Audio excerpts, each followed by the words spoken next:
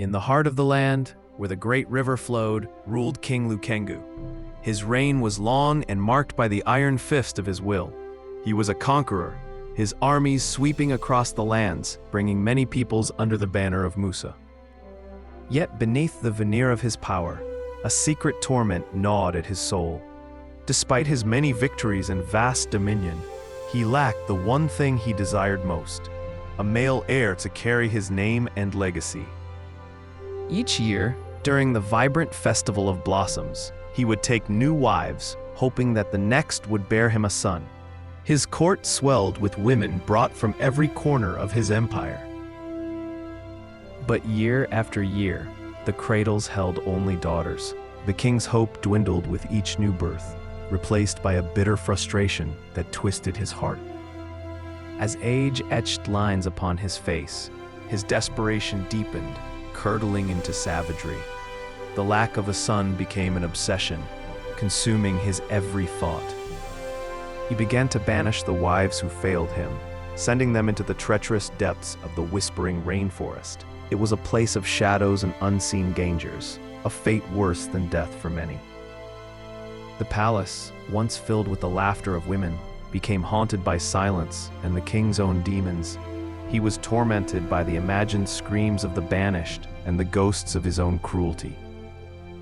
Lukengu's mind became a labyrinth of madness and paranoia.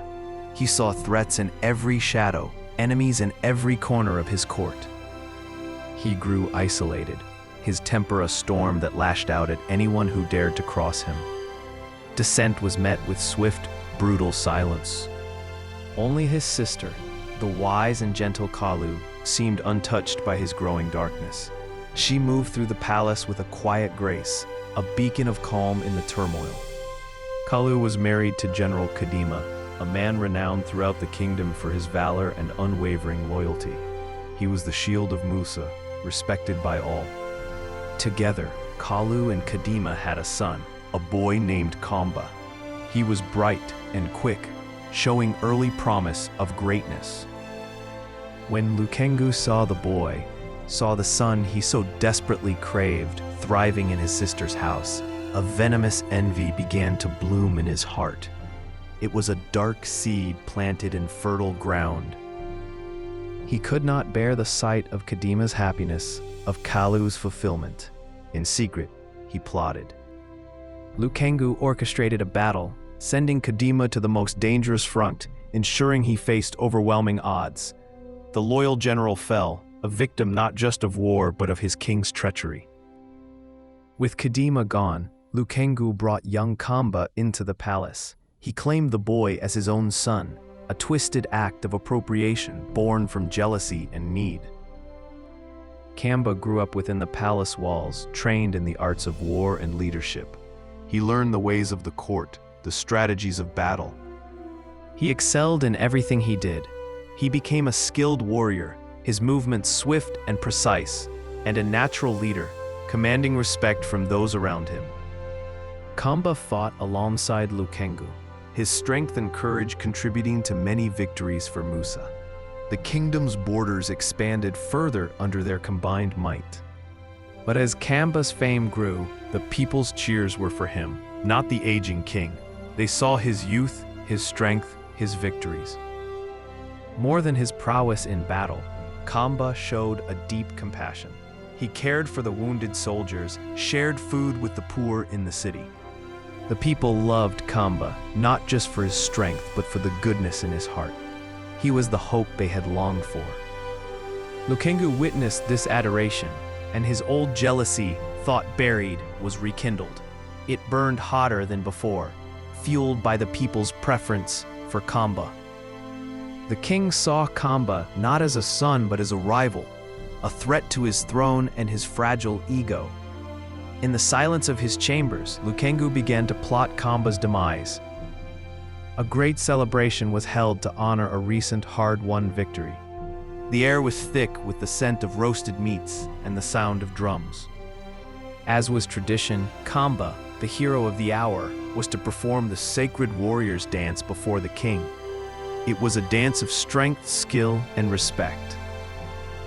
The path of the dance led directly to the king's elevated throne, where Lukengu sat watching. Every eye in the court would be on Kamba. Lukengu had prepared a trap. On the path Kamba would take, a deep pit had been dug and cunningly camouflaged with mats and flowers. The trap was meant to swallow Kamba whole, to end his life during the very dance meant to honor him. It was a cowardly act hidden beneath ceremony. But not all hearts in the palace were dark. A loyal guard named Kalala, who had served Kadima and watched Kamba grow, learned of the king's treachery.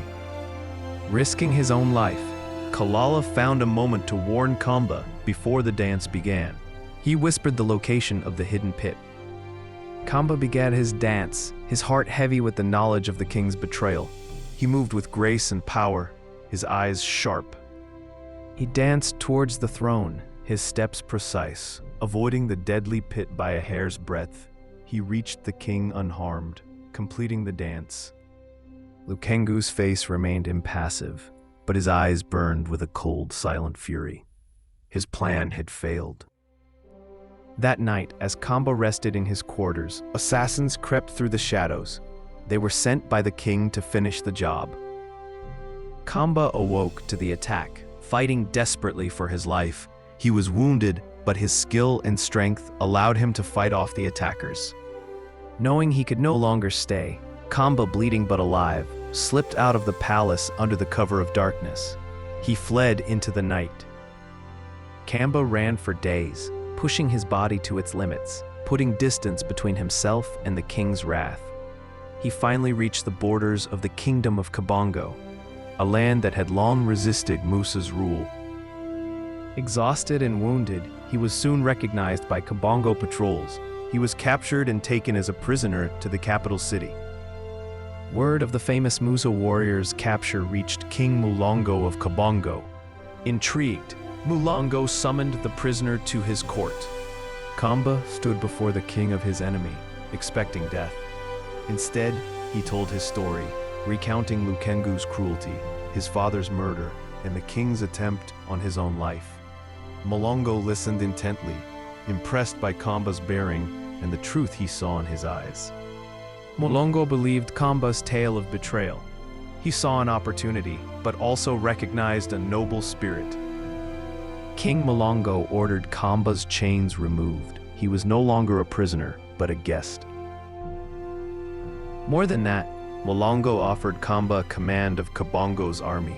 He saw in Kamba the skill and knowledge needed to defend his kingdom against Musa. And in a gesture of profound trust and alliance, Mulongo offered Kamba the hand of his beautiful and strong-willed daughter Odia in marriage. Lukengu, enraged by Kamba's escape in Mulongo's defiance, demanded Kamba's immediate return. When Mulongo refused, war erupted between the two kingdoms. Kamba, now a leader in his adopted land, trained Kabongo's soldiers. He taught them the tactics and strategies of Musa, turning their own strengths against them. Musa's army, vast and experienced, invaded Kabongo. Initially, they overwhelmed the smaller, less seasoned forces. But Kamba led Kabongo's resistance with cunning and skill. He used the terrain to his advantage, employing ambushes and feints, striking where Musa was weakest. Musa's army, deep in unfamiliar territory, began to falter. Supply lines were cut, morale plummeted, and starvation set in. Then Kamba revealed himself on the battlefield, riding at the front of Kabongo's forces. The Musa warriors saw the face of the man they had cheered for, the man they believed dead. Many Musa warriors, disillusioned with Lukengu's cruel reign and inspired by Kamba, recognized him and defected, joining his side. The tide of the war turned decisively. Kamba, now leading a combined force of Kabongo and former Musa soldiers, marched towards Musa's capital. The path was open. Lukengu, old and consumed by a final desperate rage, awaited in the palace. He knew his end was near. In a final act of cruelty, Lukengu captured Kamba's mother, Kalu.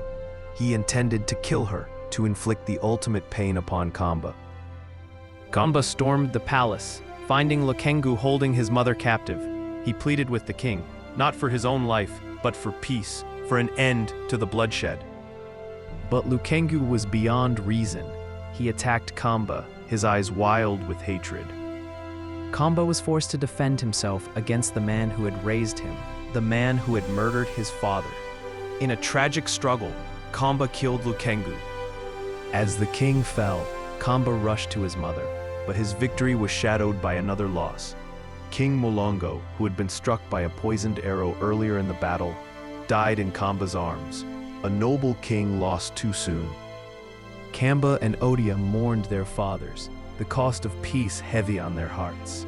The war was over, but the scars remained. With the support of the people and the armies, Kamba and Odia united the two kingdoms. The old divisions were healed, the animosity laid to rest.